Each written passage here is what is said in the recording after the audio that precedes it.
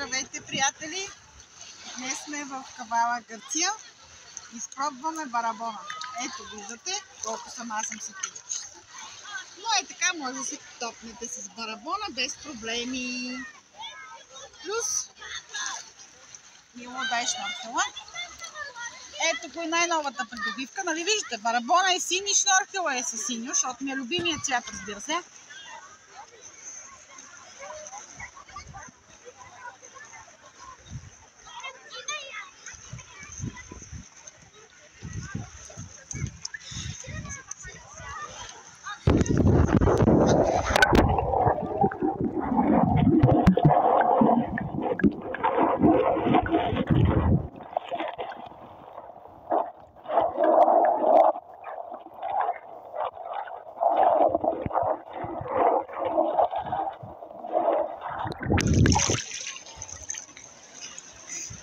Приятели, видях всички камъни и миди.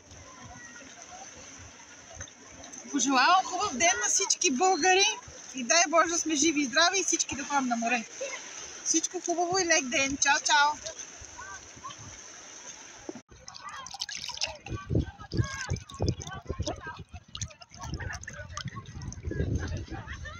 Това е инфлуенсър. Не, Мила! Помощ! Помощ, бе! Ще се удари! Връщи ме назад! Чуваш ли, бе? Не се смей! Не е смешно. Чуваш ли? Наистина ще се удари, изкузват ми се ръцете, не мога повече. В момента съм в морето и мъжът ми ме плачи, защото аз не мога да плувам.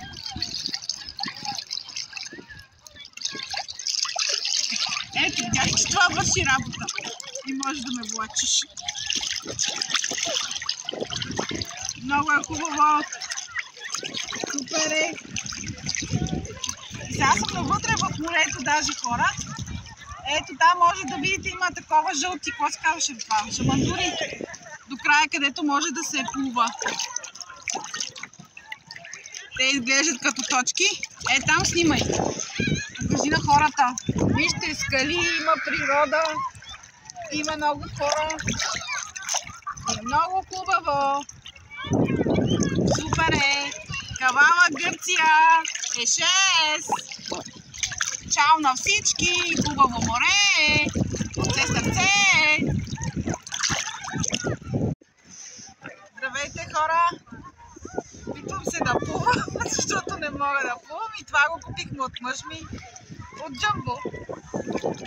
Принципно това се води в учол за мадами.